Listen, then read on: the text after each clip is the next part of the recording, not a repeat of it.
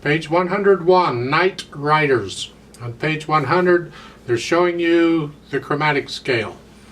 I don't actually teach the chromatic scale because there's no ending and starting point. A chromatic scale is kind of like a circle. It can start or end anywhere because it uses every note on the piano, white and black, in order. It's all half steps. So it's like if I go with a C major scale, I want to go C to C, a chromatic scale would simply be playing all the notes.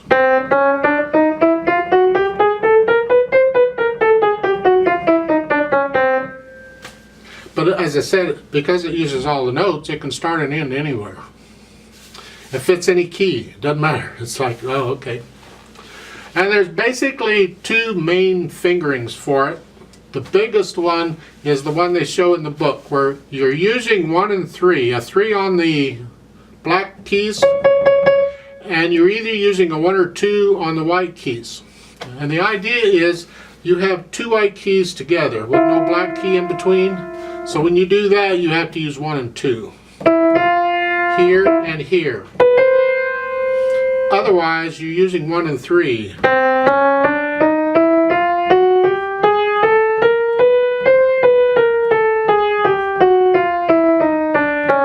And that's the fingering I recommend you learn to begin with.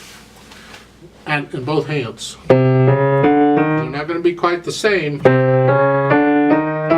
Here I've got second finger and thumb, but then here it's the other way around. The third finger is still playing the black keys, etc., and that's the chromatic scale. Yeah, it helps to be able to play it.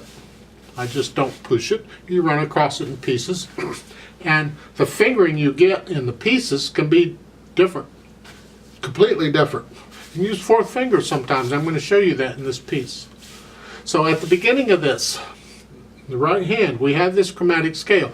Now keep in mind in music, in the written music, on a chromatic scale, generally speaking, if you're going up, they'll put sharps. Look over here on page 100.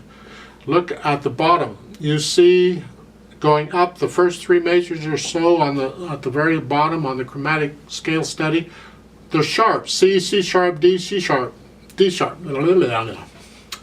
But then when you go down, you use flats, and that's typical with a chromatic notation. It's just the way it is. So over here on Night Riders, we're going down, so they're using flats. So you G, G flat. However, as I said before, you can use most any fingering in a chromatic passage in a piece. Don't just stick with this pattern they're giving, this fingering they're showing you on 100. When you're figuring it out, that's the pattern you use at first. But then, as you're working on it, you may find another pattern works better. For instance, here, in this first measure in Night Riders, I can finger that 4-3-2 just like they're saying. Well, right off the bat, it's different because they're starting on fourth finger. Otherwise, you start on thumb. So fourth finger. I just don't like using that 1-2, 1-2, 1-2 so much. It's unnecessary. So what I'm recommending you do, fingering for the first line, and this is the first measure of the first 3 lines. It's the same fingering. Start with the 4 is fine. But for the last 2 eighth notes, I recommend a 3-2. Because it's easier. It's more like a fingering for a regular scale. And then use the 5th finger on the dotted half note on all 3 lines. For the second line, you got to reach up a little more because it's an A, but you can still reach it. I mean, it's doable. Yeah. So that's what I recommend. Take a pencil and just mark it in. Try out both fingerings and see the difference, but I'm recommending the one I'm showing you. Then in the last line, on that measure, I'm recommending, this is the fingering they've got, 3-2-1. And that's the fingering for a chromatic scale. That's it. But again, we're in a piece, so we can adjust it as we need to, and I'd like to adjust it. So what I'm going to do, we're going to start out the same way, 3-2-1. But now I recommend do a 4-3-2-1. I'm not using the thumb quite so much. And this is very common in chromatic passages, we'll use the fourth finger occasionally to help us out, especially if it's a fast piece. This helps to accommodate that. You can do that. So I'm recommending that. The left hand just has primary chords. And by the way, this is not in the key of B flat major. You think 2 flats is B flat major? No, this is in the relative minor. We've had relative minors before. This is in G minor. So this is a good time to go do my scale video on G minor. If you don't know the G minor scale, do it 1 octave. If you already know the scale, do it 2 octaves. Let's try this out. It says vivace, which is really fast. That's faster than fast. It's just really fast. I'm not sure how faster than fast is. It's all relatives. It's 1, 2, 3, 1, 2, 3. See?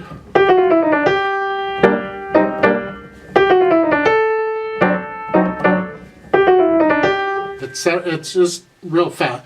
We're going to go real slow to check the notes and the rhythms, and you can speed it up on your own. Just don't go faster than you can control and play evenly. Those eighth notes have to be even.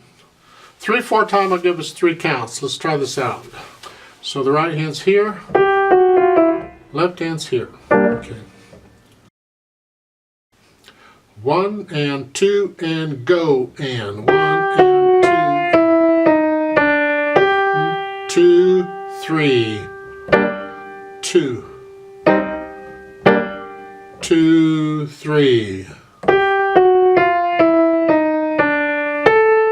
2, 3, 1, 2, 2, 3, 2, 3, 2, 2, 3.